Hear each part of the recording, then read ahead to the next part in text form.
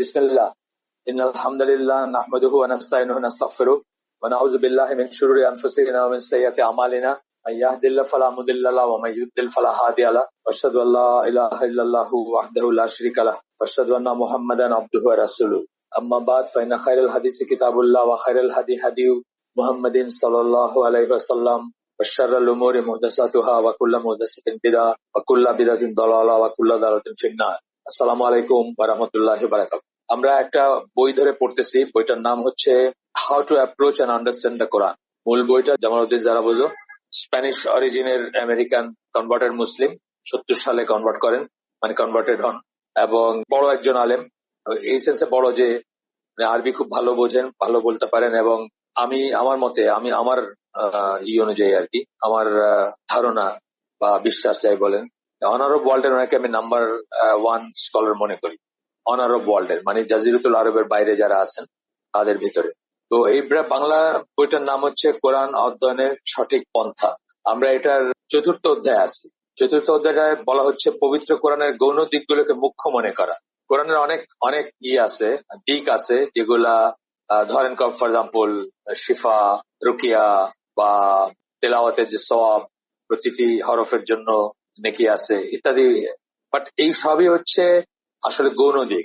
মুখ্য দিক চাইলে কি, মেজর কি কোরআনের মেজর রোল হচ্ছে মানুষের জীবন যাপনের জন্য ইনস্ট্রাকশন ম্যানুয়াল। মানুষের জীবন যাপনের জন্য ইনস্ট্রাকশন ম্যানুয়াল, যেটা আমরা আগে বলছি যে ঠিক যেমন কোন একটা ইকুইপমেন্ট বা কোন একটা গ্যাজেট, সেটা একটা ইনস্ট্রাকশন ম্যানুয়াল থাকে। একটা ফ্রিজ, একটা টেলিভিশন, একটা ওয়াশিং মেশিন বা এমনকি গাড়ি, মোটর বাইক, সবকিছুরই ইনস্ট্রাকশন ম্যানুয়াল থাকে। সেটা কেন দেওয়া হয়? ম্যানুফ্যাকচারার যে সে দেয়, কেন দেয়? যে কিভাবে প্রোডাক্টের যত্ন নিতে হবে বা ইকুইপমেন্টের যত্ন নিতে হবে, লংজিভিটি কিভাবে হবে, কিভাবে বেশি দিন টিকবে, হার্মফুল জিনিসগুলা কি সেগুলার থাকে, বেনিফিশিয়াল জিনিসগুলা কি সেগুলোর বর্ণনা থাকে ইত্যাদি। তো একইভাবে মানুষকে যদি আল্লাহর সৃষ্টি হিসাবে চিন্তা করি আমরা, এটা মানুষ অবশ্যই আল্লাহর সৃষ্টি। তো সেখানে আপনার কিসে মানুষের ভালো, কিসে মানুষের বিপদ, কিসে মানুষের মন্দ, কিসে সুসংবাদ, কিসে দুঃসংবাদ ইত্যাদি সমস্ত কিছু কিভাবে মানুষ জীবনযাপন করবে, সেগুলা কন্টেইন করে কোরআন। এবং সেটাই হচ্ছে কোরআনের মেজর রোল। জীবন ব্যবস্থা, ওয়ে অফ লাইফ ডিফাইন করা মুসলিমদের, সেটা হচ্ছে মেজরই। এর বাইরে অনেক কিছু আছে, আমরা আগে বলছি বা এখনো বলি যে এর বাইরেও অনেক রোল আছে, সেগুলা গৌণ বা লেস ইম্পর্টেন্ট। তো গৌণ যেগুলা, সেগুলাকে যদি আমরা মুখ্য বানায় ফেলি, সেগুলাকে যদি মেইন বানায় ফেলি, তখন আমাদের ফোকাসটা হারায় যায় এবং আমরা এখান থেকে কোরআন থেকে বেনিফিট গ্রহণ করতে পারি না বা কোরআন থেকে ফসল ঘরে তুলতে পারি না, সোজা কথা। এরকম ব্যাপারগুলা, যেমন ধরেন আমি আপনাদের বলছি আমার নিজের লাইফের দু একটা ঘটনা বলছি বা দেখছি, সেরকম বলছি। যেমন আমি ইরানিয়ান জাহাজে চাকরি করছি, এক কন্ট্রাক্ট 1989 সালে, 1989। তো তখন আমাদের সাথে পাকিস্তান চিফ অফিসার ছিল। তো তার গলায় একটা, পরে জানছি আমি সে শিয়া, তার গলায় একটা বেশ বড় তাবিজের মতো ছিল, সবসময় ঝুলে থাকে। আমি জিজ্ঞেস করলাম যে এটা কি? বলছে এটা তো কোরআন। আমি বললাম দেখি, মানে মানে কি অবস্থা বা কি? ওই কোরআন পড়ার জন্য কেউ বানায় নাই, ওই কোরআন বানাইছে গলায় ঝুলে রাখা। ওটাতে পাঠোদ্ধার করা ইম্পসিবল, ইভেন ম্যাগনিফাইং গ্লাস দিয়েও করাটা খুব ডিফিকাল্ট। এইরকম অনেক কিছু আছে মানুষের, মানুষ অনেক কিছু করে থাকে। ক্যালিগ্রাফির বাল্ক অফ ইট ইজ এই জিনিস। কিন্তু ক্যালিগ্রাফি থেকে, বেশিরভাগ ক্যালিগ্রাফি থেকে দেখবেন যে পাঠোদ্ধার করা খুব ডিফিকাল্ট। আপনি পড়তে পারতেছেন, আপনি বুঝতেছেন, আপনি জানা একটা জিনিস, ধরেন আলহামদুলিল্লাহ লিখছে বা আলহামদুলিল্লাহ রাব্বিল আলামিন লিখছে, কিন্তু আপনি এটা পড়তে পারতেছেন না। মানে একজন লেম্যান হিসাবে আপনি পড়তে পারতেছেন না, যারা এক্সপার্ট তারা হয়তো পারবে। এখানে যে পারপাসটা ডিফিট করে যায় কোরআনের একটা আয়াতের বা দোয়া অথবা আরেকটা কিছু, খুব সুন্দর একটা মিনিং আলা কোনো একটা আয়াত হয়তো বা একটা দোয়া বা একটা ফ্রেজ, কিন্তু সেইটা মিনিংলেস হয়ে যায় কারণ আপনি এটা পড়তেই পারলেন। দেখতে খুব সুন্দর লাগলো কিন্তু পড়তে পারলেন। এইগুলো হচ্ছে গৌণ দিক। এই যে সুন্দর করে ক্যালিগ্রাফি করা বা এইগুলো গৌণ দিক। মুখ্য দিক কি? মুখ্য দিক হচ্ছে আপনি কোরআন বুঝবেন, অনুধাবন করবেন, আত্মস্থ করবেন এবং সেটা অনুযায়ী জীবনযাপন করবেন, সেটাকে জীবনে প্রয়োগ করবেন। সেটা হচ্ছে মুখ্য ব্যাপার। তো যাই হোক, আমরা এই 4র্থ অধ্যায়তে যেটা বলতেছিলাম যে কোরআন, এটা শিরোনাম হচ্ছে কোরআন, পবিত্র কোরআনের গৌণ দিকগুলোকে মুখ্য মনে করা। বর্তমান বিশ্বের অধিকাংশ মুসলিম কি দৃষ্টিতে কোরআনকে দেখে বা কি দৃষ্টিতে কোরআনকে দেখে থাকেন, এটা হচ্ছে শিরোনামটা। এটার ভিতরে আমরা সাবহেডিং আছে কিছু। গতদিন যেখানে আমরা করছিলাম যে বৈজ্ঞানিক বিষয় শনাক্ত করার জন্য কোরআন পড়া। প্রথমেই বলতেছি যে, আগেও বলছি বা আবার বলতেছি, Quran is not a book of science. এটা আমরা বুঝবো পয়লা। ঠিক আছে, দেয়ার আর থিংস যেটা সায়েন্সের সাথে হুবহু বা সায়েন্সকে এন্ডোর্স করে বা সায়েন্সের একটা ফাইন্ডিং কে এন্ডোর্স করে, সেকেন্ড রেট করে, এবং সেটাই করার কথা, সেটা করবে, কোনো সমস্যা নাই। তার কারণ হচ্ছে এটা আল্লাহর কাছ থেকে আসছে এবং আল্লাহর কাছ থেকে এসে থাকবে, সে কোরআনের ভিতরে সবসময় সত্যি জিনিসটা থাকবে, এবং যে কোনো একটা সত্য যদি আমরা উদ্ঘাটন করি তাহলে সেটা কোরআনের সাথে কলিনিয়ার বা অ্যালাইন থাকবে। এটা এটা ঠিকই আছে। তো এই সম্বন্ধে স্কলাররা বলেন যে মানে যারা কোরআনে বিশ্বাসী, তো তারা কি করতেন বা আগের স্কলাররা কি করতেন, কোরআনকেই তাদের বিশ্বাস ও জ্ঞানের ভিত্তি বলে গ্রহণ করতেন। এখানে একজনের কথা বলেছে, ইমাম গাজ্জালি, আবুল হামিদ মোহাম্মদ আল গাজ্জালি, মানে যাকে আমরা ইমাম গাজ্জালি বলে আমাদের সময় জানি বা আমাদের দেশে জানি। উনি তার সময়ে সেটাও ধরেন 1000 বছর আগের বা আরো আগের কথা, তার মতো করে সায়েন্টিফিক এইগুলা দেখতেন, কোরআনের দিকগুলা বা সায়েন্টিফিক দিক নিয়ে যে আলোচনাগুলো, এগুলো নিয়ে আলোচনা করতেন। কিন্তু একটা জিনিস ছিল তাদের ওই সময়কার, আগে বলছি আমরা, যে স্কলাররা কোরআনকে তাদের বিশ্বাস ও জ্ঞানের ভিত্তি বলে গ্রহণ করতেন। কোরআনটাই ছিল সেট স্ট্যান্ডার্ড, যেটা দিয়ে অন্য কিছুকে মাপতেন তারা। এবং তাদের সমকালীন বৈজ্ঞানিক তত্ত্ব মানে থিওরি, তত্ত্বের কোনগুলি কোরআনকে সমর্থন করে সেটা উল্লেখ করতেন। কিন্তু ভিত্তি ধরতেন কি, স্ট্যান্ডার্ড ধরতেন কি, সেট স্ট্যান্ডার্ড কি, ইয়ারস্টিক কি দিয়ে মাপতেন, মূল ইটা ধরতেন কোরআন, রেফারেন্স ফ্রেম যদি আমরা বলি, কোরআনকে ধরতেন। আর এখনকার কি হয়েছে, পক্ষান্তরে আধুনিক যুগের অনেক লেখক বা স্কলারই বিজ্ঞানকে ভিত্তি হিসাবে গ্রহণ করেছে। বিজ্ঞানকে তারা মনে করেন যে এটা পোস্টুলেট বা এটা স্বতঃসিদ্ধ বা এটাই ঠিক বা এটাই সবকিছু, এখানে সবকিছু ঠিক।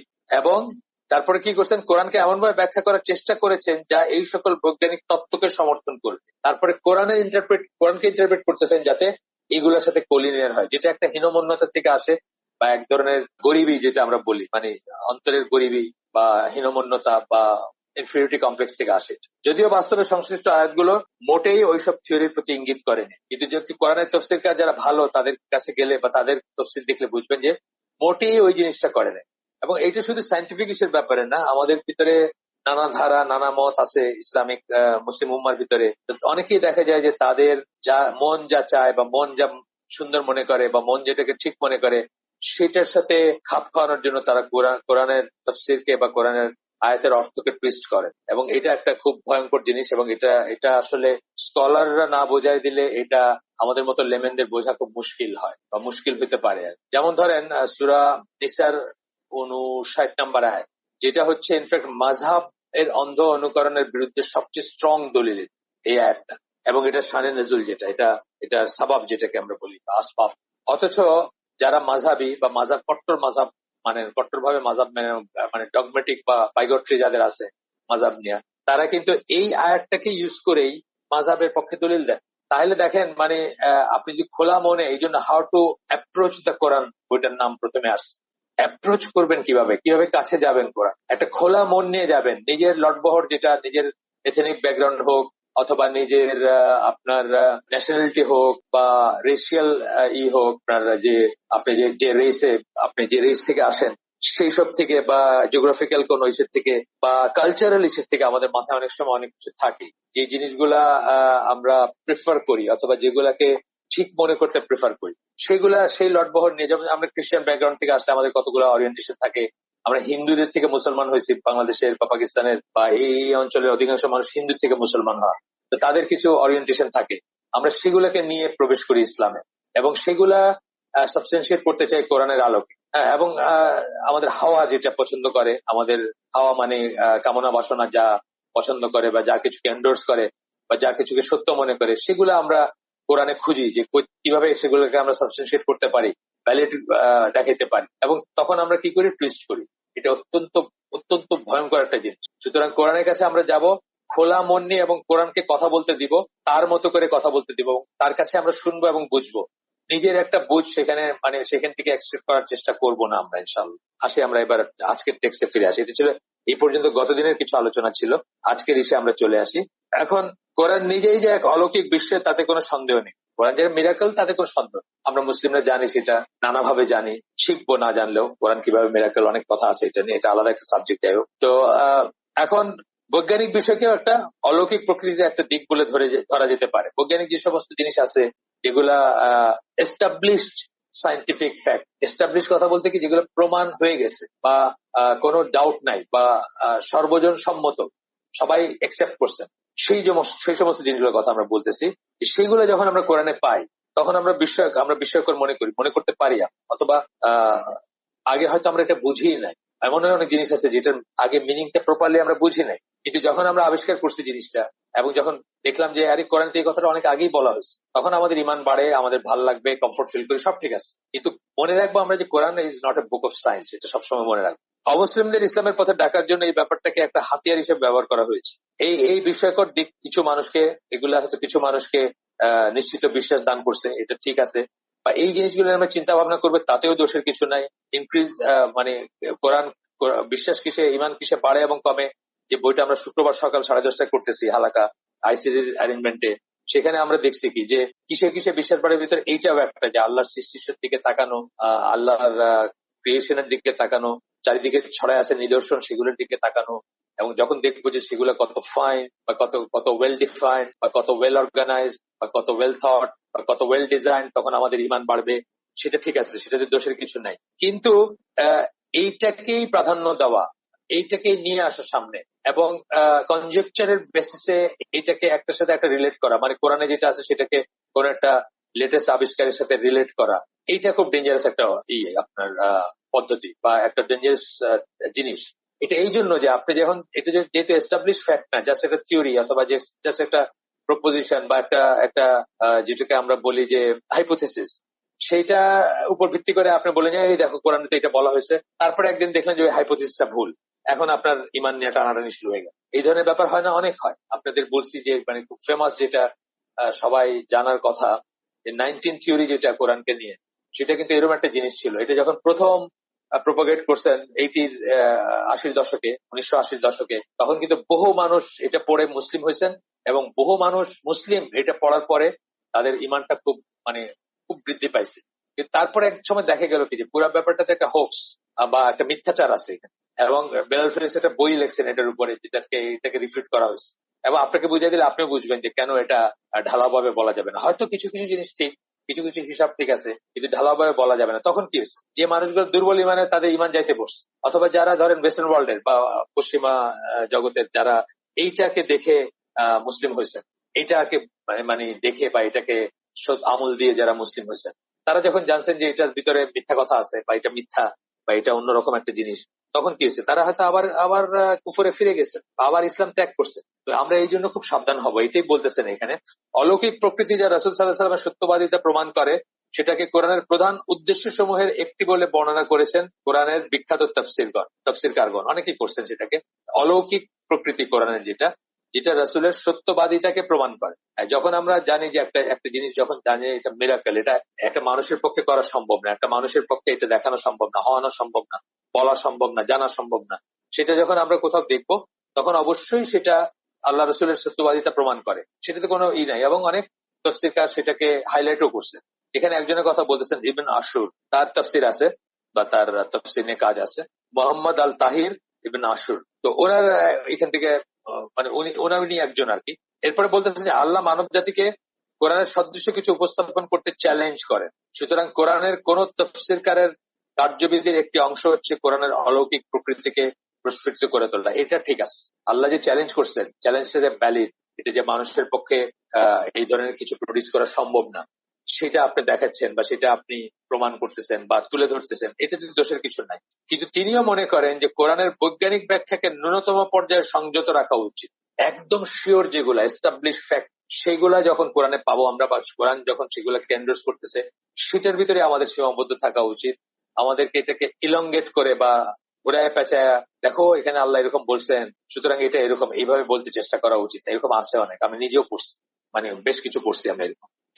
এগুলোর ডেঞ্জার তো বললাম, 19 যে সংখ্যাটার বললাম, 19 সংখ্যার যে মিরাকেল বলছিলেন একজন ডক্টর রাশেদ খলিফা ইজিপশিয়ান, উনি এটা নিয়ে এমন ভাবে করছেন যে মানে এটা খুবই কনভিন্সিং ছিল। কিন্তু পরে যখন দেখা গেল যে উনি ভুল বা উনার অনেক ফ্ল আছে, তখন বহু মানুষের ইমান নড়বড়ে হয়ে গেছে, এবং উনি তো নিজে কাফের হয়ে মারা গেছে। আপনারা জানেন, বলছি আপনাদেরকে আরেক, উনি ওই সূরা তওবার শেষ 2টা আয়াতকে অস্বীকার করলেন যে এগুলো কোরআনের আয়াত। কারণ এগুলো কোরআনের আয়াত হলে তার হিসাবের মানে ফাইনাল হিসাব গুলা মিলে না, কোর্স গুলা মিলে। যেমন ধরেন কোরআনের সূরা 114টা আছে, যেটা মাল্টিপল অফ 90। তারপরে ধরেন কোরআনে বিসমিল্লাহির রহমানির রহিম আছে 114 বার, মাল্টিপল অফ 90। এই ধরনের কোর্স অনেক কিছু মিলে, হ্যাঁ। কিন্তু তিনি যখন ফাইনাল পয়েন্টে গেছেন সেগুলো মিলে না, এবং সেগুলো মিলতে হলে দেখা গেল কি করতে হবে, কোরআনের সূরা তওবার 2টা আয়াত বাদ দিতে, আল্লাহ শেষ 2টা আয়াত। এবং উনি অনেক থিওরি বাইর করলেন যে এই দুইটা আয়াত এই যে কারণে এই কারণে এগুলো রিলায়েবল না, সুতরাং এগুলো বাদ দিতে হবে। এবং বড় বড় স্কলাররা সবাই তাকে তাকফির করলেন এবং শেষ পর্যন্ত উনি কাফের হিসাবে মারা গেলেন, কারণ উনি নেম কার্ড ছাপাইছিলেন doctor Rashad Khalifa, messenger of Allah, Allah রসুল বলে দাবি করলেন নিজেকে। এখনো তার ফলোয়াররা আছে টুসন অ্যারিজোনায়, সাবমিটার্স বলে একটা গ্রুপ আছে, তাদের মসজিদও আছে ওইখানে। যাই হোক, পরে অনেকেই আমাদের স্কলাররা যারা বড় স্কলার তারা অনেকেই মনে করেন যে এটা এই যে মানে ইসলামকে ডিকনস্ট্রাক্ট করার একটা চেষ্টা। এই যে যেটা বললাম যে ড্যামেজটা কিসে হবে, যখনই আপনি জানলেন যে জিনিসটা ঠিক না, অনেক মানুষের ইমান চলে যাবে বা যাদের ইমান দুর্বল তাদের নড়বড়ে হয়ে যাবে। এটার জন্য বিধর্মীদের একটা ছিল, প্লট ছিল এটা। এটা আমাদের অনেক স্কলাররা মনে করেন। এবং যারা সূরা মুদ্দাসসিরের তাফসীর পড়ছেন বা দেখছেন তারা দেখবেন যে 30 নম্বর আয়াতটা নিয়ে উনি এই কথা বলছেন, এবং 30 নম্বর আয়াতের পরবর্তী আয়াতগুলো কিন্তু ওনাকে ডিসক্রাইব করে, জাস্ট ওনাকে ডিসক্রাইব করে যে তারা কিভাবে জাহান্নামী হবে, যারা কোরআন নিয়ে মানে ট্রিস্ট করবে বা করবে, এই ধরনের কথা আছে। ইউসুফ এস্টেসের খুব সুন্দর একটা এক্সপ্লেনেশন আছে এটা নিয়ে কথা বলেন উনি। যাই হোক, আপনাদের সময় সুযোগ থাকলে আপনারা দেখে নিন। তো এরপরে বলতেছেন যে বৈজ্ঞানিক ব্যাখ্যাকে ন্যূনতম পর্যায়ে সংযুক্ত রাখা উচিত এবং সেগুলো যেন কোরআন শিক্ষার একটা মুখ্য উদ্দেশ্য হয়ে না দাঁড়ায়। আবার ওই কথাটা বলতেছি, মুখ্য উদ্দেশ্য এটা না। আল্লাহ কিছু জাস্ট টাচ দিয়ে গেছেন আপনাদেরকে কিছু জিনিস করে গেছেন। আল্লাহর উইজডম আমাদের উইজডম এক। আল্লাহ নিজের কাছে যে সমস্ত জ্ঞান আছে সামান্য কিছু ইনক্লিং যেটাকে আমরা বলি সেটা আপনাকে করছেন যাতে জাস্ট একটা ফিল দেওয়ার জন্য, কিন্তু সায়েন্সে আপনাকে শিক্ষিত করা বা সায়েন্সের করাটা আল্লাহর উদ্দেশ্য। ঠিক আছে, এরপরে বলতেছেন বৈজ্ঞানিক বিষয়সমূহ শনাক্তকরণ এবং বিস্তারিতভাবে সেগুলোর গভীরে প্রবেশ করে সেগুলো অধ্যয়ন কোরআন শিক্ষার উদ্দেশ্য হওয়া উচিত নয়। এই জন্যই রাসূলের সাহাবীগণ যারা সঠিকভাবে কোরআন প্রয়োগ করার ব্যাপারে সবচেয়ে অগ্রগামী, তারা কোরআনের এই দিকটি নিয়ে তেমন একটা ভাবেন, তারা এই দিকটি নিয়ে ভাবেন, ভাবিত ছিলেন না, ভাবেন না। দেখেন তো হাদিস বা সাহাবীদের যত বর্ণনা আছে কোথাও বলছেন নাকি দেখো আল্লাহ এটা বলছেন মানে সায়েন্টিফিক কিছু না, সায়েন্টিফিক কিছু বলেন নাই। তারা লেম্যান হিসাবে আমরা সবাই যেটা দেখতে পারি তারাও সেটা দেখছেন, সেটার থেকে তারা শিক্ষা নিছেন, সেটার থেকে তারা বিশ্বাস শক্ত করছেন, সেটার থেকে তারা মানে একদম সাধারণ একজন মানুষ যেটুকু বুঝবে সেটুকু, কিন্তু পণ্ডিত হওয়ার দরকার ছিল না। তারা কোরআনের এই দিকটি নিয়ে তেমন একটা ভাবেননি, তথাপি তারা কোরআন বুঝেছিলেন এবং কি করে তা প্রয়োগ করতে হবে তাও জেনেছিলেন, এবং তারাই বেস্ট। এটা তো আহলে সুন্নাত জামার আকীদার একটা পয়েন্ট, বিশ্বাসের একটা পয়েন্ট, যে প্রথম জেনারেশনে কোরআনকে সবচেয়ে ভালো জানতেন, বুঝতেন। এটা রাসূলের কথা থেকে আসছে। রাসূল বলছেন best is my generation, then is next, সেখান থেকে আসছে। তারাই তাহলে কোরআনকে সবচেয়ে ভালো বুঝছিলেন, তারাই তাহলে কোরআনকে সবচেয়ে ভালো অ্যাপ্লাই করছিলেন জীবনে এবং সেই অনুযায়ী জীবন যাপন করছিলেন। এবং আজও আমরা সেই জন্য চাই তাদের ইন্টারপ্রিটেশন, তাদের ধারণা, তাদের বুঝে ফিরে যেতে চাই। আমরা মডার্নিস্ট অথবা অ্যাপোলজিটিক যে আছে কোরআনের, যে যারা অ্যাপোলজিটিক ফিল করেন যে আমরা ওই ওয়েস্টার্ন ওয়ার্ল্ডে প্যালেটেবল হইতে হবে আমাদের আমাদের দিন, আমাদের কোরআনের কথা, কোরআনের আয়াত, তাদের মতো হইতে চায় না, আমরা সাহাবীদের মতো হইতে চাই ইনশাআল্লাহ। এরপরে বলতেছেন যিনি কেবল বৈজ্ঞানিক অলৌকিকতা খুঁজতেই ব্যস্ত, তার জন্য এই দিকটায় অতিরিক্ত গুরুত্ব আরোপ বিপদ বয়ে আনতে পারে। এই যে রাশাদ খলিফার কথা বললাম, বিপদ বয়ে আনছে, তাই না? বৈজ্ঞানিক আল কোরআন দ্য আলটিমেট মিরাকল তার বইয়ের নাম ছিল। সত্যি খুব চমৎকৃত হওয়ার মতো ব্যাপার, মানে কত ধরনের হিসাব দেখাইছেন উনি, কিন্তু ওনার গোড়ায় গলদ ছিল। আলাইহা তিসআতা আশার, এই যে আলাইহা বলছেন, ওভার 8 আর 19 বলছেন উনি ইংলিশে, কিন্তু এই আলাইহাটা ফেমিনিন, এবং কোরআনের সব জায়গায় ম্যাসকুলিন মুজাক্কার, যেটা আমরা বলি মুজাক্কার হিসাবে আল্লাহ কোরআনকে অ্যাড্রেস করছেন, মুয়ান্নাস না। কিন্তু রাশাদ খলিফা একটা মুয়ান্নাস কে নিছেন, ইট বলছেন, ইট বললে তো আর জেন্ডার নিউট্রাল হয়ে গেল, এবং এটাকে কোরআন বলে চালাই দিচ্ছেন। মানে যখন গোড়াই গলদ, মানে যে কোনো একটা থিসিসের যখন এবিসিডি তে গলদ হয় তো বাকিটা কনসিডার করার দরকার। যেমন ডারউইনিজম আমরা কেন বলি যে বাতিল, বারবার কেন বলি বাতিল, ডারউইনিজম অবসলিট কেন বলি? ডারউইনিজম অ্যাজিউম করে যে লাইফটা জিওসেন্ট্রিক, জীবনের উৎপত্তি হয়েছে পৃথিবীর থেকে, কিন্তু আমরা জানি আউটার স্পেসে জীবন আছে, সেটা এলিয়েন কিনা সেটা আমি বলতেছি না। কেন জানি আউটার স্পেসে জীবন আছে? কারণ বাইরের থেকে যে মেটিওর আসে, উল্কা পিন্ডের টুকরা আসে, সেটার ভিতরে মাইক্রোবের ফসিল পাইছেন বিজ্ঞানীরা। সুতরাং এটা আউটার স্পেস থেকে আছে। মাইক্রোব তো একটা জীব, একটা মানে প্রাণ আছে, তাই না? মাইক্রোব তো একটা জীব, সেটা আউটার স্পেস থেকে আসে, তার মানে আউটার স্পেসে জীবন আছে। তাইলে এই যে অ্যাজিউম করলেন ডারউইন যে জিওসেন্ট্রিক লাইফটা এখানে, যে এই দুনিয়াতে একটা প্রাইমোরিয়াল সুপ থেকে কোনো মতে অক্সিজেন, কার্বন, হাইড্রোজেন থেকে আপনার একটা জীবন্ত সেল হইলো, এবং তার থেকে আস্তে আস্তে বান্দর হয়ে মানুষ হয়েছি আমরা, পুরো অ্যাজাম্পশনের গোড়াই গলত, কারণ life is not geocentric, life বাইরের থেকে আসছে, শেষ কথা শেষ। সিমিলারলি অন্য ইটা বললাম যে রাশাদ খলিফার যে অ্যাজাম্পশন বললাম ওভার 8 আর 19 সূরা মুদ্দাসিরের যে আয়াতটা উনি আপা এখানে করে দিয়েছেন, পেস্ট করে দিয়েছেন, দেখেন এটাতে আল্লাহ হা বলছেন, হা মানে ফেমিনিন, এবং এই ফেমিনিন দিয়ে জাহান্নাম বোঝানো হচ্ছে। জাহান্নাম ফেমিনিন আপনারা জানেন, জান্নাত জাহান্নাম ফেমিনিন মুয়ান্নাস, তো এটা দিয়ে জাহান্নাম বোঝানো হয়েছে। এবং পরবর্তী আয়াতগুলো দেখেন, 31-32 আয়াতগুলো দেখেন, তাই দেখবেন আপনি। কিন্তু রাশাদ খলিফা এটা টুইস্ট করছেন, উনি আরব কিন্তু উনি ইজিপশিয়ান, উনি আরবি জানতেন, কারণ তার থিওরি মিলাইতে গিয়ে উনি টুইস্ট করছেন এবং ওভার 8 আর 19 এই কথাটা বলে উনি ওই আল কোরআন দ্য আলটিমেট মিরাকল বইটা পুরো বইটা লিখছেন ওটার উপর বেস করে, এবং বহু মানুষকে বিভ্রান্ত করছেন। এটা ঠিক যে কিছু মানুষের ইমান খুব শক্ত হয়েছে, কিছু মানুষ মুসলিম হয়েছেন এটা পড়ে, কিন্তু অ্যাট দ্য সেম টাইম যাদের ইমান শক্ত হয়েছে বা যারা মুসলিম হয়েছেন তাদের সেই ইমানের ভিত্তি যদি শক্ত না হয় তাহলে তারা খুব তাড়াতাড়ি আবার ইমান হারায় ফেলছে। এটা বোঝার ব্যাপার আছে। এই জন্য আমরা সাইন্টিফিক জিনিসগুলো জানবো কিন্তু ওগুলো মেতে থাকবো না, কি করবো না, মানে মাত্রাতিরিক্ত ইম্পর্টেন্স দিব না। এই কথা কেন বলতেছেন? তিনি যে আয়াতটি পড়ছেন সেই আয়াতটির অন্তর্নিহিত মর্মকথাটি হয়তো তিনি বুঝতে ব্যর্থ হবেন যখন সাইন্টিফিক হিসেবে ফোকাস থাকবে খুব বেশি। যেমন এই ভদ্রলোকের রাশাদ খলিফা, উনি জাহান্নামটাই বুঝলেন না, এখানে আল্লাহ জাহান্নামের বর্ণনা দিচ্ছেন, তারপর উনি এটাকে কোরআন বইলে সেই তার লাইনটাই আরেক দিকে চলে গেল, মানে 180 ডিগ্রি উল্টা একটা দিকে, কোনো দিক না, ওটা দিকহীন, মানে বিভ্রান্ত হয়ে গেলেন। উনি কোরআনের আয়াতটা বুঝলেনই না, কি আল্লাহ বলতে চাচ্ছে, পরবর্তী আয়াতগুলো কি আছে উনি ওইগুলোকে কোনো ধর্তব্যের ভিতরে আনেন নাই। উনি এজিউম করে নিলেন যে এখানে নিশ্চয়ই কোরআনের কথা বলা হয়েছে এবং বলে উনি পুরো জীবনটা কাটাই দিলেন ওটার পিছনে। এই পরিণতি আমাদেরও হইতে পারে যদি আমরা ইনডিসক্রিমিনেটলি কোরআনের সাইন্টিফিক এগুলাকে নিয়ে এবং মাতামাতি করি এবং যে কোনো মতে এটাকে কোরআনের সাথে আলাইন বা কোলিনিয়ার বলে প্রমাণ করার চেষ্টা করি, তাহলে আমাদের এরকম হইতে পারে। তিনি হয়তো কিছু খুঁটিনাটি বিষয়ে গবেষণায় জড়িয়ে পড়বেন, এই যে একটা আয়াত নিয়ে গবেষণায় জড়ায় পড়ছেন এবং সারা জীবন শেষ এবং কাফের হয়ে মারা গেল একটা আয়াত নিয়ে, যেগুলো তার দিক নির্দেশনা লাভের জন্য মোটেই আবশ্যক নয়। এই আয়াতটা শুধুমাত্র মানে ওভার 8 আর 19 19 জন ফেরেশতা আছেন জাহান্নামের পাড়ায়, বা শেষ। আমার বিশ্বাস হিসাবে এটুকু আমার কাছে না, আর গবেষণা করার দরকার নাই, আর বেশি গবেষণা করার দরকার না। আল্লাহ যেটুকু বলছেন ওটুকু বুঝতে পারলে না। কিন্তু ওই যে একটা আয়াতে গিয়ে এরকম আরো আছে, কিন্তু রাশাদ খলিফা একা না, আরো আছে। আমি এখানে দেখলাম ওই যে ওই রুজুম আল্লাহ শায়াতিন ইসে আপনার এই যে সূরা মুলকের ওই আয়াতটা, একজন বলছেন গামারে বোঝাইছেন আল্লাহ। গামারা হইতে পারে, I don't know, how do you know গামারে বোঝাইছেন আল্লাহ? গামারেতে নাকি পুড়ে যায় ওই আউটার, মানে কি বলে অ্যাটমসফিয়ার আমাদের বায়ুমন্ডলের উপরে, সেখানে গামারেতে মানে জীবন্ত কিছু থাকলে পুজো পুড়ে যাবে বা কি কি সব থিওরি দিচ্ছেন। তো যখন জিনরা বা শয়তানরা তার উপরে উঠতে চেষ্টা করে তখন তারা পুড়ে যায়, এইসব কথা বলছেন। এটা তো কনজেকচার, এটা কনজেকচার, এবং এটা নিয়ে যদি আপনি গবেষণা করেন এটাকে আপনি প্রমাণ করতে পারবেন না, আপনি সাজেশন হইতে পারে। এই কোরআনের কোনো ব্যাপারে 100% শিওর না হয়ে জন যেটাকে আমরা বলি কনজেকচারের উপর সাজেশন করাটাও কিন্তু অনেক ডেঞ্জারাস ব্যাপার, এবং কখনো আপনি এটা থেকে বিপদগামী হয়ে যেতে পারেন। অথচ তা করতে গিয়ে ওই আয়াত যে বৃহত্তর দৃশ্যপট বর্ণনা করেছে সেটা হয়তো তার চোখ এড়িয়ে যাবে। এখানে একটা আয়াত কোট করতেছেন সূরা ফুরকান 45-46 নম্বর আয়াত, একটা না দুইটা আয়াত, 45-46 বলতেছেন, তুমি কি দেখোনি তোমার প্রভু কিভাবে ছায়া ছড়িয়ে দেন? তিনি চাইলে সেগুলোকে স্থির রাখতে পারতেন, কিন্তু আমরা সূর্যকে নির্দেশক বানিয়ে দিয়েছি, তারপর আমরা এটাকে নিজেদের কাছে প্রত্যাহার করে নেই, এক ধীর ও গোপন প্রত্যাহার। এই যে আয়াতটা, ছায়া নিয়ে চিন্তা করতে পারেন না, ছায়াটা অত্যন্ত প্রয়োজনীয় একটা জিনিস, তাই না? আমাদের লাইফে যারা ডেজার্টে আছেন অথবা আমাদের দেশে, ইভেন আমাদের দেশে, এই আমাদের একটা কাজে এই শনিবার সকালে আমি একটু ছাদে গেছিলাম 10টার দিকে, রোদ ছিল, 10 মিনিটেই মনে হলো যে আমার জিব্বা বাইরে হয়ে যেতেছে।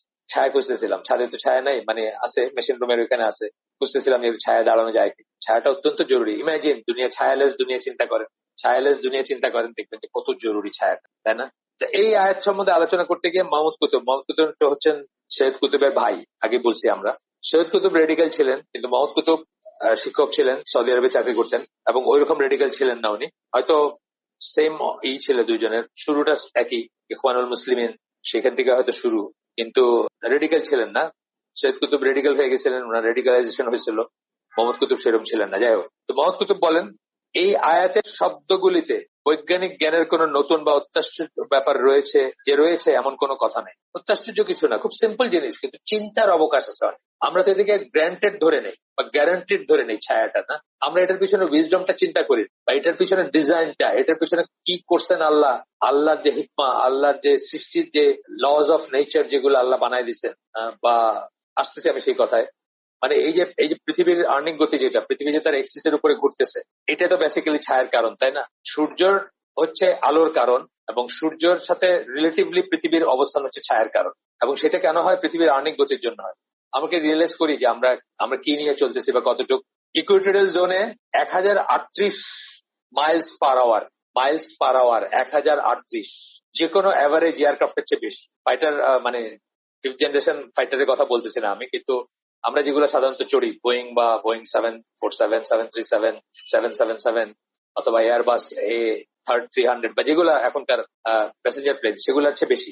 1038 miles per hour, 1670 kilometre per আওয়ারে চলে। পৃথিবী ঘুরতেছে বনবন করে। ইকুয়েটোরিয়াল জোনে স্পিডটা বেশি, এই জন্য যে ওইটা তো এটা বড়, রেডিয়াসটা বড় এখানে। আমরা কি চিন্তা করছি কখনো? হ্যাঁ, এগুলো নিয়ে চিন্তা করতে পারি এবং চিন্তা করে শুকরিয়া করতে পারি যে আল্লাহ এই ছায়াটা আসলে হইতে তো পারতো যে একটা স্থির পৃথিবী ঘুরতেছে। আল্লাহ চাইলেই হইতো সেটা। এই যে এক্সিসের উপর যে রোটেশন, এটা নাও হইতে পারত, জাস্ট পুরাটা এমনি ঘুরতেছে। তখনই দেখতেন যে একটা পৃষ্ঠে কোনো ছায়া নাই, এক হাফে কোনো ছায়া নাই, আরেক হাফ সারাক্ষণ অন্ধকার।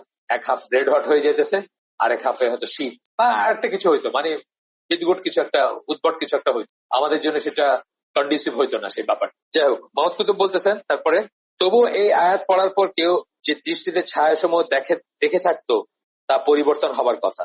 প্রতিদিন একজন মানুষ ছায়া দেখে থাকে এবং এও দেখে থাকে যে দিনের বিভিন্ন সময় সেগুলো কিভাবে বড় থেকে ছোট বা ছোট থেকে বড় হয়। কিন্তু আমরা সবাই দেখি যে একদম আনপড়, এক অক্ষর পড়তে জানে না, সেও দেখে। কিন্তু সে কি চিন্তা করে কখনো? আমরা কি কখনো চিন্তা করছি হাউ ইম্পর্টেন্ট ইট ইজ? পৃথিবীর আর্নিং গতি যেটাকে আমরা বলতেছি, কত ইম্পর্টেন্ট। মানে এই খালি ছায়ার রেসপেক্টই কত ইম্পর্টেন্ট। বাকি রয়ে গেছে অনেক কিছু রয়ে গেছে, এটা আর বললাম না আজকের আলোচনা। আমরা তো সাইন্টিফিক আলোচনা করতেছি না অ্যাকচুয়ালি। একটা গরম দিনে ছায়া বসে নিজেকে ঠান্ডা করা ছাড়া ছায়া নিয়ে ভাবতে গিয়ে কেউ বিশেষ সময় ব্যয় করেন না। আমরা আমাদের নেচারই এটা, আমরা এইসব মানে গ্র্যান্টেড ধরি বা গ্যারান্টেড ধরি। কিন্তু উপরের দুটি আয়াত দৈনন্দিন জীবনের এই সাদামাটা ব্যাপারকেও সম্পূর্ণ ভিন্ন একটি দৃষ্টিকোণ থেকে ভেবে দেখার দাবি জানায়। তখন আপনি চিন্তা করবেন, যখন এই আয়াতকে চিন্তা করবেন, যে আবার একটু জানতে চেষ্টা করবেন, এবং যখন জানবেন যে 1670 কিলোমিটার পার আওয়ার স্পিড, মানে মানে সরলরৈখিক স্পিড, যেটা ট্রান্সলেটরি যেটাকে বলি আমরা, রোটেশনালটা না, ওই পয়েন্টটা যদি আপনি দেখেন কতটুকু ডিস্টেন্স যাচ্ছে, তাহলে এইভাবে যাচ্ছে ইকুয়েটোরিয়াল কোন কোন পয়েন্টকে যদি আপনি অবজার্ভ করেন। কি সাংঘাতিক স্পিড, তাই না? আমাদেরকে নিয়ে, সমুদ্রকে নিয়ে, সমস্ত বিল্ডিং কে নিয়ে, বিল্ডিং সমূহ, স্কাই স্ক্র্যাপার, সবকিছুকে নিয়ে এই স্পিডে পৃথিবী ঘুরতেছে। এবং সেই জন্য আপনার দিনের এই বিভিন্ন সময় আপনি বিভিন্ন আকারের ছায়া পাচ্ছেন বা পাচ্ছেন।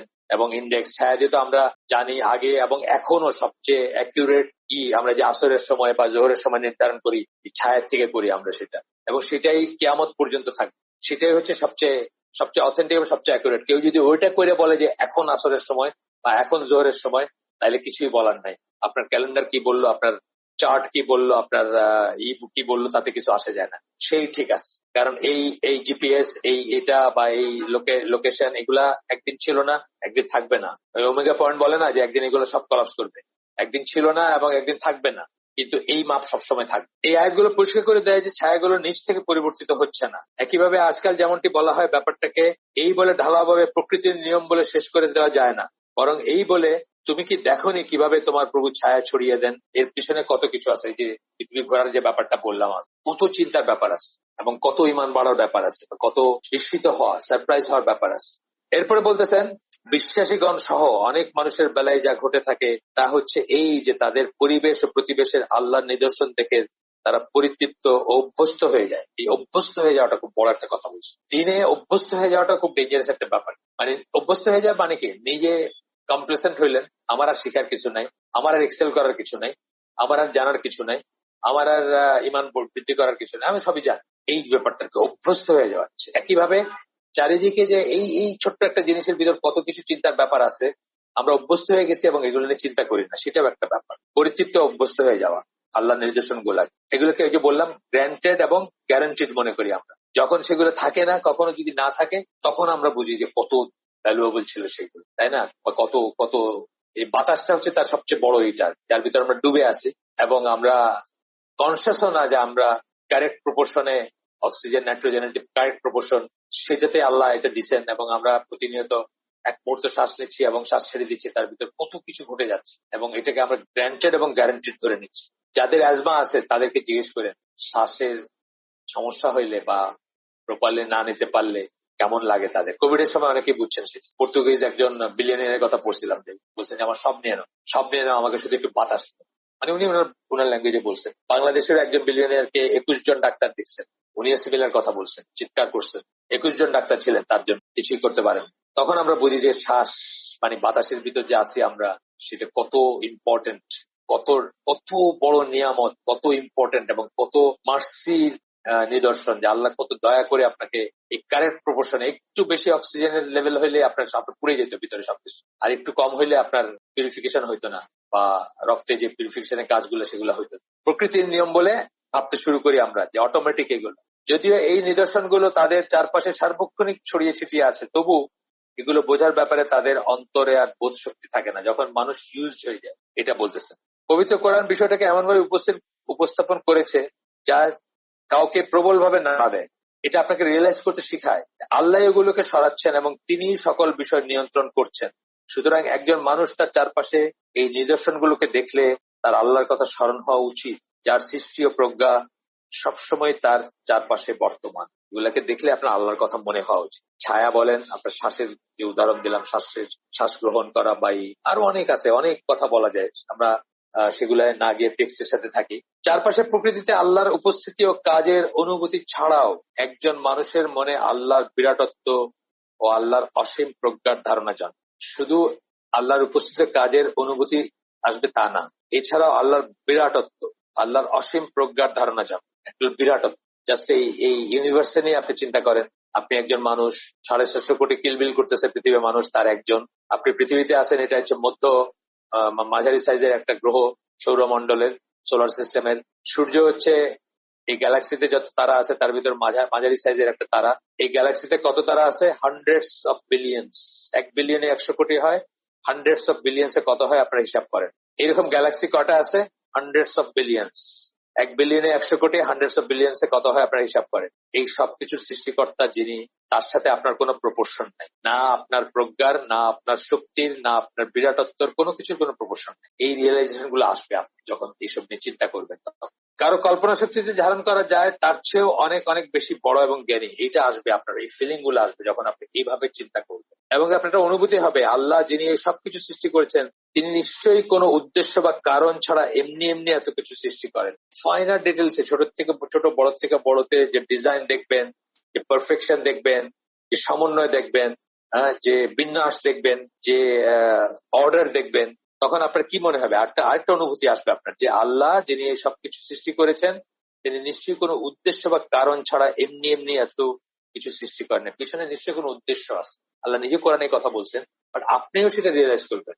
আপনারা মনে হইতে শুরু করবে যে হ্যাঁ, এগুলোর পিছনে নিশ্চয়ই কোনো উদ্দেশ্য আছে।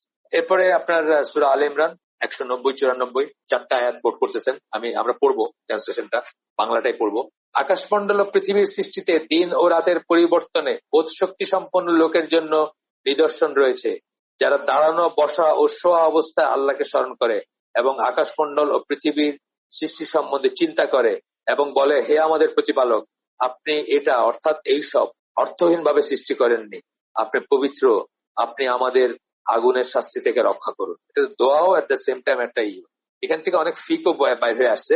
এই যে আয়াতটাতে একটা বলছে না, দাঁড়ানো, বসা বা শোয়া, এটা একটা দলিল যে দাঁড়ানো অবস্থায়, বসা অবস্থায়, শোয়া অবস্থায় কোরআন তেলাওয়াত করা যেতে পারে। ঠিক আছে, আপনি দেখবেন এখানে এই বইতেও আছে, অন্যত্র আছে। এটা একটা দলিল। কোরআনে অনেক কথা আছে না, যে এইভাবে পড়া যাবে না, এইভাবে ছোঁয়া যাবে না, এইভাবে ধরা যাবে না।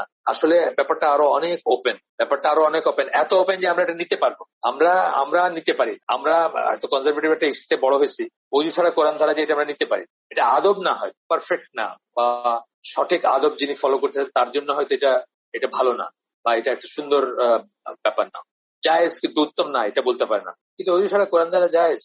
নাসিরউদ্দিন আলবানী মনে করেন, যে লেখকের কথা বই পড়তেছি আমরা, উনিও মনে করেন none but the purified can touch it বলতে কোরআনের এই মোসাব বোঝানো হয়। এটা নিয়ে বিরাট থিওরি আছে, যাই হোক আমি অন্য সময় আলাপ করবো। এটা আমরা নিতে পারি না এটা, বিকজ আমরা এমন একটা কনজারভেটিভ হিসেবে বড় হয়েছি, কোরআনকে গিলাফে এবং আশকার উপরে রাখতে রাখতে বা উঁচু জায়গায় রাখতে রাখতে বড় হয়েছি, আমরা এটা নিতে পারি না। কিন্তু আসলে বললাম তো, নাসিরউদ্দিন আলবানী এবং জামাল যারা বোঝে, এনারা মনে করেন যে কোরআন ধরতে উজুর কোনো দরকার নেই। আদব এটা উত্তম, কোরআন উজু করে ধরা, কিন্তু জায়েজ, উজু না করে ধরা জায়েজ, বা উজুবিহীন ভাবে ধরা জায়েজ। আরো আছে, আরো আরো আরো আরো বেশি পরিমাণ আছে।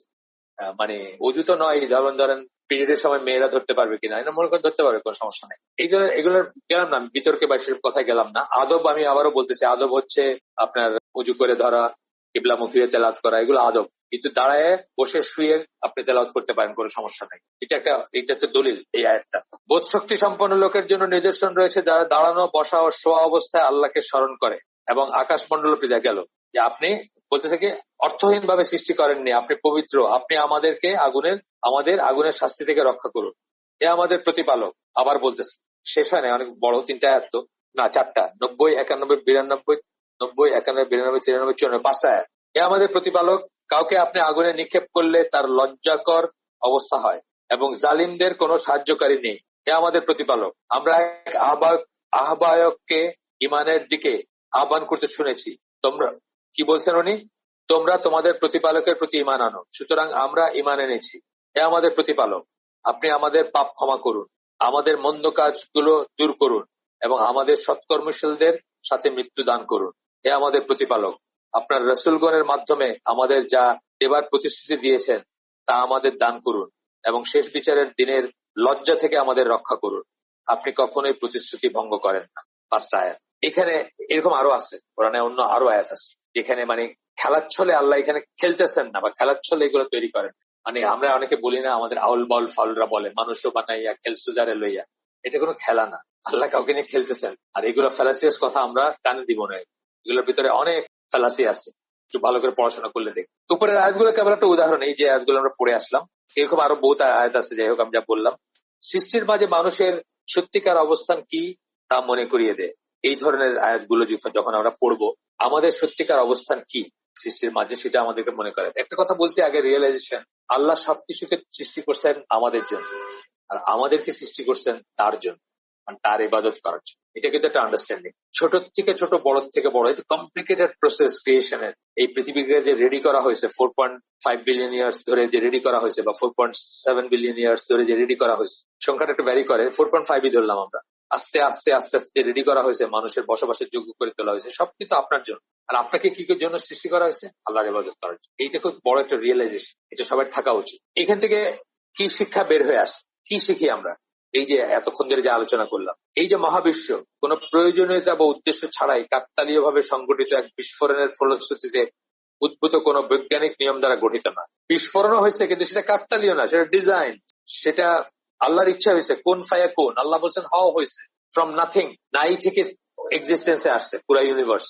ম্যাথমেটিক্যাল এবং ফিজিক্যাল লজ এবং ইকুয়েশন সবকিছু ওই সময় এক্সিস্টেন্সে আসছে আল্লাহ যখন চাইছেন তখন। এবং আল্লাহর এগুলো সুন্নাত, আল্লাহ এগুলো বেঁধে দিচ্ছেন, সেই অনুযায়ী পৃথিবী চলতেছে। বরং এই মহাবিশ্বের কর্মকাণ্ড একজন প্রভুর ইচ্ছায় পরিচালিত হচ্ছে, ইচ্ছায়, ডিজাইনে, ওয়েল থট, যিনি মানবকুলকে এক অত্যন্ত গুরুত্বপূর্ণ উদ্দেশ্যে সৃষ্টি করেছেন। উপরন্তু তিনি চাইলে সৃষ্টির নিয়মাবলীর উপর ভিত্তি করে পরিচালিত মানুষের সকল কর্মকাণ্ডের তাৎক্ষণিক সমাপ্তি ঘটাতে পারেন। চাইলে যে কোনো সময়, যে কোনো মোমেন্টে সমস্ত কর্মকাণ্ড স্ট্যান্ডস্টিল বা কাম টু এন্ড, সোজা কথা। সুতরাং আল্লাহ যে মহাবিশ্বের কর্মকাণ্ডগুলোকে যথাযথভাবে ঘটতে দিয়ে আমাদের প্রতিনিয়ত দয়া করছেন এবং আমাদের সকল প্রচেষ্টাকে অর্থহীনতায় পরিণত করছেন না, সেজন্য আমাদের উচিত তার শুকরিয়া আদায় করা। আল্লাহ যদি আমাদের সফল হতে না দেন, তবে আমাদের সকল প্রচেষ্টা শূন্যতায় পর্যবসিত হবে। এই সত্যটা অনুধাবন করে আমাদের সবসময় দুর্বিনীত ভাব পরিহার করে চলা উচিত। আমাদেরকে অত্যন্ত হিউমিলিটি যেটাকে বলে, সেটা আমাদের ভিতরে আসা উচিত। কৃতজ্ঞ থাকা উচিত। ছোট থেকে বড় থেকে বড় প্রতিটি জিনিসের জন্য শুকরিয়া আদায় করা উচিত, এবং আল্লাহ সেটা চান। এবং আপনি তো জানেন যে ইনগ্রেট কাফেরের প্রথম হচ্ছে অবিশ্বাসী, আর সেকেন্ড মিনিং কাফের শব্দের হচ্ছে অকৃতজ্ঞ। অকৃতজ্ঞতা হচ্ছে মানে কুফর, সোজা কথা। প্রথম মিনিং অবিশ্বাসী, সেকেন্ড মিনিং হচ্ছে অকৃতজ্ঞ। কোরআনে আল্লাহ এইভাবে ইউজ করছেন, কাফুরা, শাকুরা, একটা বিপরীত একটা ইউজ করছেন। একই জায়গায় আবার এখন ওই এরপরে আরো কয়েকটা কোট করতেছেন। আমরা এটা পড়ে আজকের দিনের আয়োজন শেষ করে দেবো ইনশাআল্লাহ। সূরা ওয়াকিয়া 56 নম্বর সূরা, 58 থেকে 74 নম্বর আয়াত। বেশ কটা আয়াত, 58, 59, 60, 61, 62, 63, 64, 65, 66, 67, 68, 69, 16টা আয়াত। কিন্তু অত বড় না, ট্রান্সলেশন অত বড় না। আগে একটা 5টা আয়াত ছিল, ট্রান্সলেশন অনেক বড় ছিল। এটা 16টা আয়াত, কিন্তু ট্রান্সলেশন অত বড় না, আয়াতগুলো ছোট ছোট। তোমরা কি ভেবে দেখেছো বীর্যপাত সম্বন্ধে? বীর্যপাত, ইজাকুলেশন যেটা আমরা বলি, তা কি তোমরা সৃষ্টি করো নাকি আমরা সৃষ্টি করি? আমরা তোমাদের মধ্যে মৃত্যু নির্ধারিত করেছি এবং আমরা অক্ষম নই তোমাদের গঠন বদলে দিয়ে পুনরায় নতুন রূপে তোমাদের সৃষ্টি করার ব্যাপারে যা তোমাদের জানা নেই। আমরা চাইলে সেটা করতে পারি, আল্লাহ বলতেছে তোমাদের গঠন বদলে দিয়া নতুন রূপে তোমাদের সৃষ্টি করতে পারি। আপনারা জানেন কিয়ামতের দিন কাফেরের শরীরের অনেক বড় করে দেওয়া হবে। কাফেরের শরীর, এটা শুনছেন তো না, হাদিসে আসছে কাফেরের শরীর অনেক বড় করে দেওয়া হবে, অনেক বিশাল সাইজের হবে কাফের। তার কারণ পোড়ানোর সার্ফেস এরিয়া যেন বাড়ে, জাহান্নামে যে পড়বে সেটার সার্ফেস এরিয়া যেন বাড়ে, ত্বকের এরিয়া বাড়ে। ত্বকেই তো সবচেয়ে মানুষের কষ্ট, কিন্তু ত্বকে, এটা জানেন। মানুষকে যদি স্কিন করে ফেলা যায়, সব ত্বক উঠায় ফেলা যায়, তাহলে মানুষ কোনো কষ্ট অনুভব করবে না। সব কষ্টের অনুভূতি গুলো হচ্ছে ত্বকে। এই যে পুড়ে মানুষ অথবা পিটাইলে বা চাবুক মারলে যে কষ্টগুলো সব ত্বকে, কিন্তু তার ত্বকের সার্ফেস এরিয়া বাড়ায় দেওয়া হবে কাফের, যেন সে আপনার বেশি শাস্তি ভোগ করে। সেই জন্য হাদিসের বর্ণনা আসছে, দেখে নে। তোমরা তো প্রথম সৃষ্টি সম্বন্ধে জেনেছো, তবে তোমরা অনুধাবন করো না কেন? প্রথম সৃষ্টি যদি নাই থেকে করে থাকেন আল্লাহ, তাহলে তোমরা বোঝো না কেন যে তোমাদেরকে আবার সৃষ্টি করার কোনো ব্যাপার না, আরেকভাবে সৃষ্টি করার কোনো ব্যাপার না। তোমরা যে বীজ বপন করো সে সম্বন্ধে চিন্তা করেছো কি? তোমরা কি তা অঙ্কুরিত করো? না, আমরা তো অঙ্কুরিত করি। আপনি 10টা বীজ পুতলেন, 8টা অঙ্কুরিত হইলো, জার্মিনেশন যেটাকে আমরা বলি, 2টা হইলো না। সারা দুনিয়া সব শক্তি দিয়ে আপনি 2টাকে আর জার্মিনেশন করতে পারবেন না, ওই দুটো করা সম্ভব না। আমরা ইচ্ছা করলে সেটাকে খড়কুটায় পরিণত করতে পারি, তখন তোমরা হতবুদ্ধি হয়ে যাবে। কত দেশ আছে না, কত ক্ষেত আছে না, মানুষ কত কষ্ট করে করে কিছুই হয় না সেখানে। বলবে আমরা তো দায়গ্রস্ত হয়ে পড়েছি, বলবে আমরা তো সর্বস্ব হারিয়েছি। যখন কৃষক দেখে যে সারা মানে সিজনের কষ্টের পরে তার কোনো হারভেস্ট নাই, কোনো কিছু ঘরে তুলতে পারলো না, তখন তোমরা যে পানি পান করেছো সে সম্বন্ধে তোমরা কি ভেবেছো? পানি তো একটা বিশাল মিরাকল, এবং পানি, প্রতি ফোঁটা পানি আউটার স্পেস থেকে আসছে। আপনারা ইদানিং কালের এই সায়েন্সের ইগুলো দেখেন, লেটেস্ট থিওরি গুলো দেখেন, প্রতি ফোঁটা পানি আউটার স্পেস থেকে আসছে। এবং কিভাবে আসছে, কিসের মাধ্যমে আসছে? মেটিওর যেগুলো বললাম, উল্কাপিণ্ড বা এইসবের ভিতরে করে পানি আসছে, এবং বিন্দু বিন্দু পানি দিয়ে সমুদ্র মহাসমুদ্র হয়েছে। সুবহানাল্লাহ। মানে মানে চিন্তা করলে আমার কাছে যেন কেমন হাত পা ঠান্ডা হয়ে যায়। তোমরা কি মেঘ থেকে তা নামিয়ে নিয়ে আসো? না, আমরা তা বর্ষণ করি। আমরা চাইলে তা লবণাক্ত করে দিতে পারি, অ্যাসিড রেন হয় না, সেই পানি কিন্তু কোনো কাজে লাগে না। উল্টা মানুষ ঘরের ভিতর ঢুকে থাকে যেন মাথার উপর না পড়ে। এটা মানুষের সৃষ্টি, মানুষের দুষ্কর্মের সৃষ্টি। তারপরে বলতেছি আল্লাহর জন্য এটা কোনো ব্যাপারই না। তবুও কেন তোমরা কৃতজ্ঞতা প্রকাশ করো না? তোমরা যে আগুন জ্বালো তা লক্ষ্য করে দেখেছো কি? তোমরাই কি তার জন্য জ্বালানি বৃক্ষ সৃষ্টি করো? না, আমরা সৃষ্টি করি। আমরা একে নিদর্শন ও মরিচারীদের প্রয়োজনীয় বস্তু হিসেবে সৃষ্টি করেছি। সুতরাং তুমি তোমার মহান প্রতিপালকের নামের পবিত্রতা ও মহিমা ঘোষণা করো। সূরা ওয়াকিয়ার একটা আয়াত পড়লাম আমরা। আমাদের প্রোগ্রেস খুব ভালো হয় না আজকে, আলহামদুলিল্লাহ। অন্য আলোচনা করি তো মাঝে মাঝে, এক্সপ্লেন করি, বাইরের কথা বলি। আর আমাদের তো ট্রেন ছেড়ে যাচ্ছে না, খুব তাড়াহুড়া করে লাভ নাই। পৃষ্ঠা শেষ করে বই শেষ করলাম, এটা খুব প্রয়োজনীয় না। আমরা এখানে শিখতে আসছি, যেভাবে আমরা ভালো করে শিখবো সেভাবে আমাদের শেখা উচিত, শেখার চেষ্টা করা উচিত। তো আজকের জন্য আমাদের হালাকা আমরা এখানে শেষ করে দিব। সুবহানাকা আল্লাহুম্মা ওয়া বিহামদিকা আশহাদু আল্লা ইলাহা ইল্লা আনতা আস্তাগফিরুকা ওয়া আতুবু ইলাইক।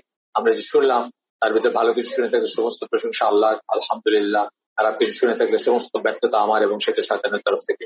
আল্লাহ আমাদেরকে তৌফিক দিয়ে যা ভালো শুনলাম তার উপর আমল করার।